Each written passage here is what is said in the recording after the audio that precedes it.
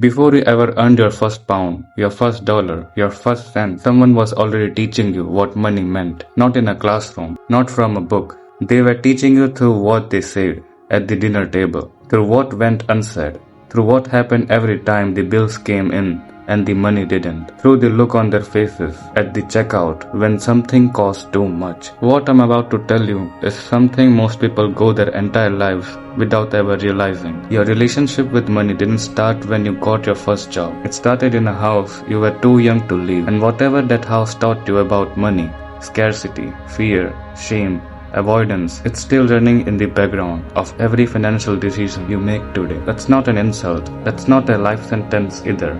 But it's the truth, and it's where everything starts. Section 1. How your childhood shapes every money decision you make. Psychologists have a term for this. Money scripts. They are the unconscious beliefs about money that we absorb as children and carry silently into adulthood. Not beliefs we chose, not beliefs we examine, beliefs that were simply handed to us through repeated exposure before we had the critical thinking to question them. Here's how your past is controlling your bank account right now, and you probably don't even know. Think about some of the phases that might have occurred through your childhood home, like money doesn't grow on tree, we can't afford that, rich people are greedy, don't talk about money, it's rude, just be grateful for what you have. Every single of those sentences is a belief dressed up as wisdom, and most of them came from people who loved you deeply, people who were doing their best with what they had and what they knew. That matters, but it doesn't change what those sentences did.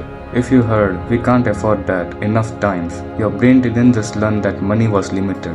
It learned that wanting things beyond your reach is uncomfortable, maybe even wrong. And so the adult version of you, standing in front of an opportunity to earn more, build more, invest more, hesitates. Not because the opportunity isn't real, because something old and quiet says, this isn't for people like you. Most people aren't broke because of bad luck. They are broke because of beliefs they never examined. That's not blame. That's just how the brain works. What we absorb, we repeat unconsciously until something makes us stop and look at it directly. This video is that stop. This is the direct look.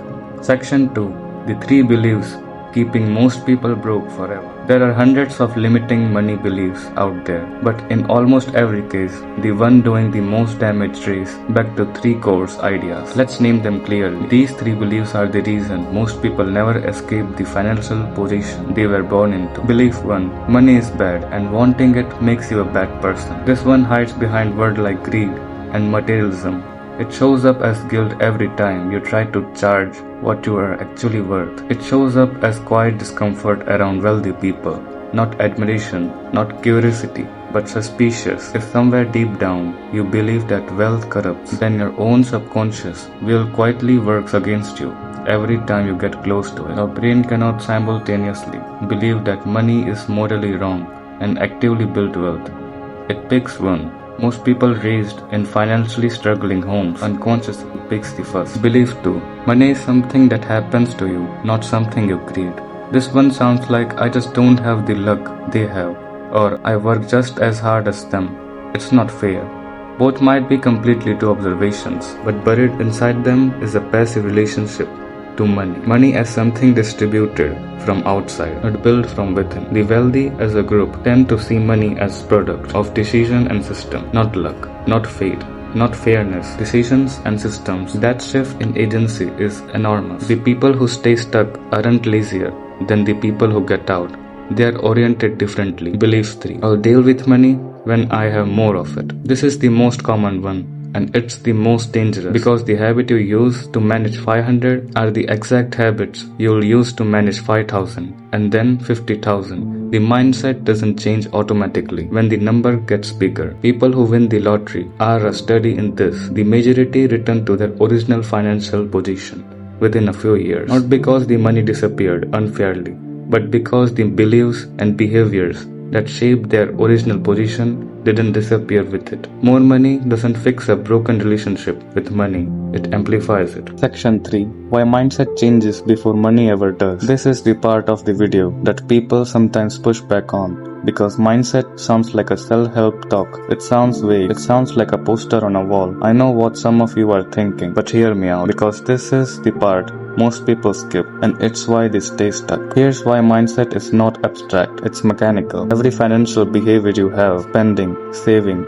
avoiding, investing, asking for a raise, starting a business, pricing your work, is preceded through a thought. That thought is preceded by a belief. That belief lives in your brain as a pattern, a well-worn neural pathway built from years of repetition. Neuroscience calls this automaticity, the way habits run below conscious thought because the brain has fired the same sequence so many times, it no longer needs to consciously decide. Which means, if the belief underneath the behavior is broken, the behavior stays broken. Even when you consciously know better, you can read every finance book ever written. You can know every strategy, every investment vehicle, every debt payoff method, and still spend impulsively, still avoid checking your bank, still undersell yourself at work, because knowledge lives in the conscious mind and behavior is driven by the unconscious one. This is the gap between knowing and doing. And most people live their entire financial life in it. Mindset changes first because the belief has to change before your behavior can follow. Not motivation. Motivation fades. Not willpower.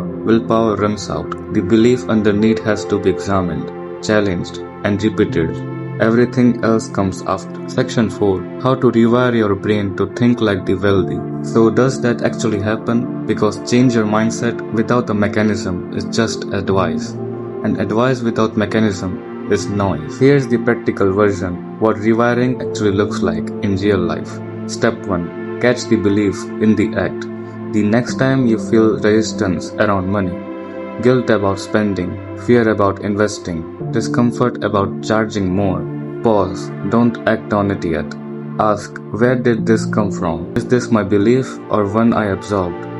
That pause is everything. You can't change a pattern you can't see. Step 2. Replace the narrative with a true counter-example. The belief, wealthy people are greedy, falls apart the moment you find one wealthy person who demonstrably isn't. The belief people like me don't get rich weakens the moment you find one person from your background. You're not looking for motivation. You're looking for the evidence that the belief is formally incomplete, because it is. Step 3.